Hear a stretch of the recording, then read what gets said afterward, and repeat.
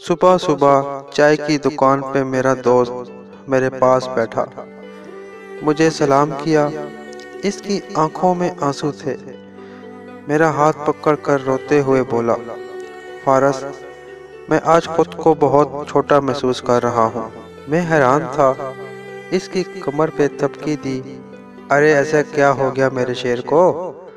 وہ مجھ سے نظریں نہ ملا رہا تھا، پھر زور زور سے رونے لگا۔ سب لوگ اس کی طرف دیکھنے لگے۔ میں نے اس کو چپ کروایا، ارے پاگل، سب لوگ دیکھ رہے ہیں۔ وہ میرے سینے سے لگ گیا، روتے ہوئے بولا، فارس، بہنیں ایسے کیوں ہوتی ہیں؟ میں سوچ میں گم، کیا ہو گیا ہے تم کو؟ کیوں ایسا بول رہے ہو؟ کہنے لگا، فارس، پتہ ہے بہن کی شادی کو 6 سال ہو گئے ہیں۔ میں کبھی بھی اس کے گھر نہیں گیا، عید شب رات کبھی بھی۔ ابو یا امی ہی جاتے ہیں۔ میری بیوی ایک دن مجھے کہنے لگی، آپ کی بہن جب بھی آتی ہے اس کے بچے گھر کا حال بگاڑ کر رکھ دیتے ہیں، خرچ ڈبل ہو جاتا ہے، اور تمہاری ماں ہم سے چھپ چھپا کر کبھی اس کو صابن کی پیٹی دیتی ہے، کبھی کپڑے، کبھی سرف کے ڈبے، اور کبھی کبھی تو چاول کا تھیلا بھر دیتی ہے۔ اپنی ماں کو بولو یہ ہمارا گھر ہے، کوئی خیرات سینٹر نہیں۔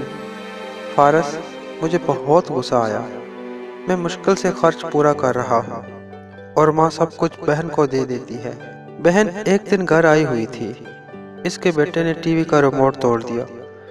میں ماں سے غصے میں کہہ رہا تھا، ماں، بہن کو بولو یہاں عید پہ آیا کرے بس، اور یہ جو آپ صابن، سرف اور چاول کا تھیلا بھر کر دیتی ہے نا، اس کو بند کرے۔ ماں چپ رہی، لیکن بہن نے ساری باتیں سن لی تھی۔ میری بہن کچھ نہ بولی۔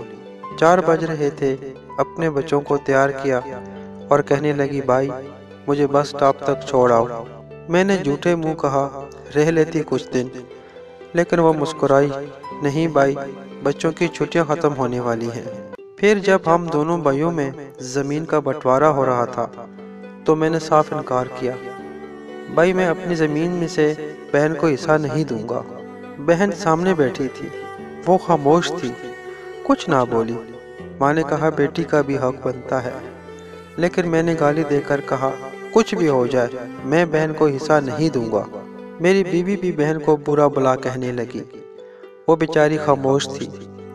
کورونا کے دن ہے، فارس، کوئی کام کاج ہی نہیں۔ میرے بڑے بیٹے کو ٹی بی ہو گئی، میرے پاس اس کا علاج کروانے کے لیے پیسے نہیں، بہت پریشان تھا۔ میں نے قرض بھی لیا تھا، 1,00,000 2 لاکھ کا۔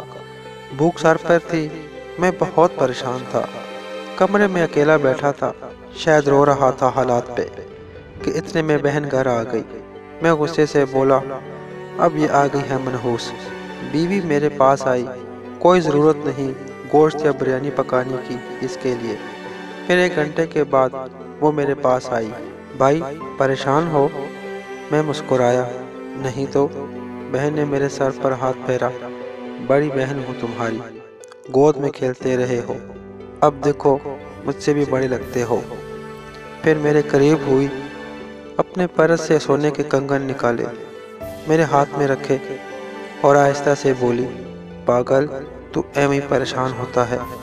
تیرا بھائی شہر گیا ہوا تھا، بچے اسکول میں تھے، میں نے سوچا دوڑتے دوڑتے بھائی سے ملاؤں، یہ کنگن بیچ کر اپنا خرچہ کر، بیٹے کا علاج کروا، اور اٹھ نائی کی دکان پہ جا، داڑھی بڑھا رکھی ہے، شکل تو دیکھ تو ذرا، کیا حالت بنا رکھی ہے تو نے۔ میں خاموش تھا، بہن کی طرف دیکھی جا رہا تھا۔ وہ آہستہ سے بولی، کسی کو نہ بتانا کنگن کے بارے میں، تم کو میری قسم۔ میرے ماتھے پہ بوسہ کیا اور 1,000 روپے مجھے دیے، جو 150 کے نوٹ تھے شاید۔ اس کی جمع پونجی تھی۔ میرے جیب میں ڈال کر بولی، بچوں کو گوشت لا دینا، پریشان نہ ہوا کر، تیرے بھائی کو تنخواہ ملے گی تو آؤں گی پھر۔ جلدی سے اپنا ہاتھ میرے سر پر رکھا، دیکھ تیرے بال سفید ہو گئے ہیں، اب بازار جا اور داڑھی کو ٹھیک کروا۔ وہ جلدی سے جانے لگی۔ اس کے پیروں کی طرف میں نے دیکھا، ٹوٹی ہوئی جوتی پہنی ہوئی تھی اس نے، پرانا سا دوپٹہ اوڑھا ہوا تھا، جب بھی آتی تھی وہی دوپٹہ اوڑھ کر آتی۔ فارس بہن کی اس محبت میں مر گیا تھا۔ ہم بھائی کتنے مطلب پرست ہوتے ہیں، بہنوں کو پل بھر میں بیگانہ کر دیتے ہیں، اور بہنیں بھائیوں کا ذرا سا دکھ برداشت نہیں کر سکتی۔ وہ ہاتھ میں کنگن پکڑے زور زور سے رو رہا تھا، اس کے ساتھ میری آنکھیں بھی نم تھی۔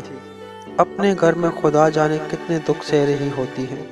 کچھ لمحے بہنوں کے پاس بیٹھ کر حال پوچھ لیا کرے، شاید کہ ان کے چہرے پہ کچھ لمحوں کے لیے ایک سکون آ جائے۔ دوستو، یہ کہانی سناتے سناتے اللہ کی قسم میرے آنکھوں میں آنسو آ گئے۔ بہت دکھ بھری داستان ہے۔ بس اللہ سب کی بہنوں کی جھولی خوشیوں سے بھر دے، آمین۔